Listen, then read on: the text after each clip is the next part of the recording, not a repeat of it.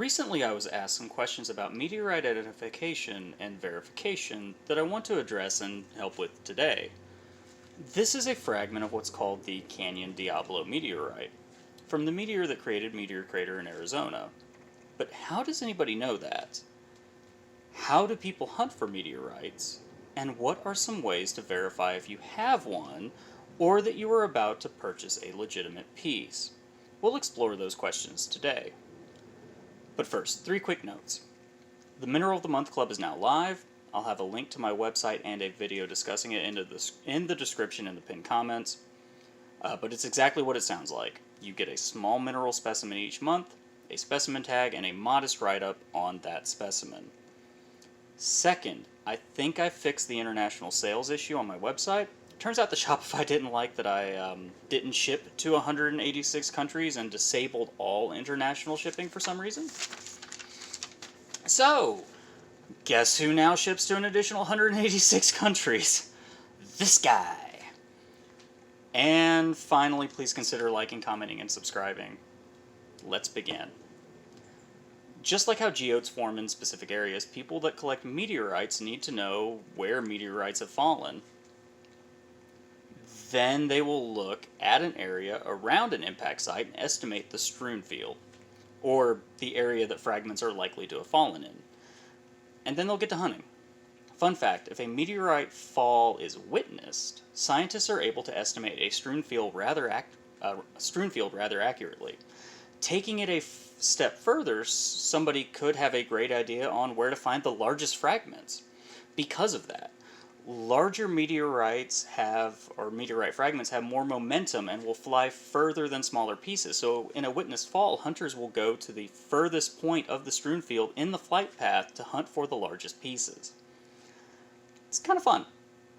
Now with Canyon Diablo, it was found in the 1800s, but the fall was ancient and never witnessed. However, the strewn field is well documented, and any little iron nuggets found in that area are almost certainly meteorites. I received these from a well-respected collector and mineral dealer who is obsessed with meteorites by the name of Kevin Ginther. He purchased them from a gentleman that collected them. However, these were some of the first meteorites Mr. Ginther added to his collection decades ago, and that provenance is long gone, unfortunately. The price does reflect this, but he is an avid meteorite collector, and I actually trust him rather implicitly when it comes to meteorites. He is my meteorite expert, and he knows way, way more than I do. But meteorites have a very distinctive look and feel to them. These specific ones especially, they are iron-based and classified with an IAB-MG OG tag. The small fragments will often have a shrapnel appearance, and a small amount of rust, and a kind of sort of crusty, almost waxy appearance, from hurtling through the atmosphere. There are a lot of images online as well, but I do have an excellent resource to give you. It's a website that is basically the Wikipedia of meteorites. Link will also be in the description and pinned comment. It's simple, but you can search by name or even location and find tons of information. This is obviously not a sponsor, but you might be surprised how many meteorites have been found in your general area. Just a side note, Marys County, the county north of me, has had several actually rather notable meteorite impacts that have been found. So, say you were out and about and think you found a meteorite. What are some questions you should ask?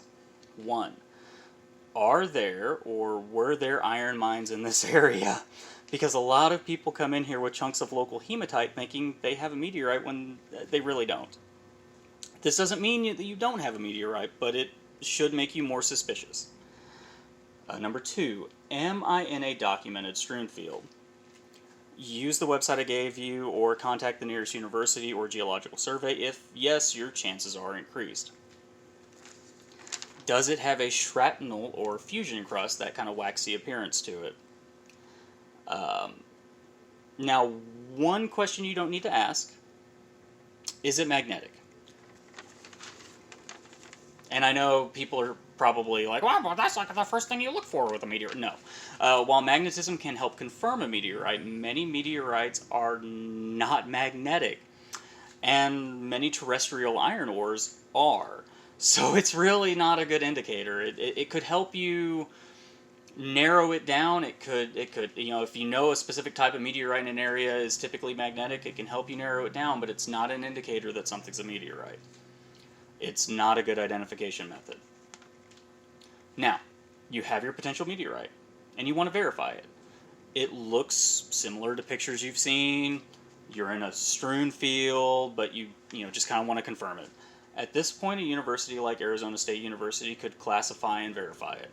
You could contact the International Meteorite Collectors Association after that point and see if they would be, or if a member in the general area would be willing to write up a certificate of authenticity. Excuse me. Now, oftentimes you may see unclassified meteorites for sale. Oftentimes these come from Morocco. They are usually legit and are collected from very well documented strewn fields. You look at them, they are obviously meteorites. They just haven't been officially classified. And in a lot of cases, the ones coming from Morocco are chrondites, stony meteorites. They have low iron content. They still have some iron content, but they have low iron content. And the price will often reflect that. The more classification and provenance with a piece, the pricier they end up getting. Speaking of, the really neat Vinales meteorite slice from Cuba that I showed a few days ago is now on the website. Anyway, I hope you have a great day. I hope this helped a bit, and let me know in the comments what you think. There's a ton of fascinating... the world of meteorites is a fascinating world. And I'm somewhat knowledgeable, but I'm also somewhat a novice as well. If you're, say, looking on the internet and you think you might be purchasing a meteorite and it's got some information listed with it, go to the website I listed, look up the name of that meteorite, and then look at pictures. That will help you verify a little bit. But really, this website it's fantastic. It is such a simple website. It looks like something made in the 90s, because it probably was. But the information there is absolutely priceless if you're looking to get into meteorites.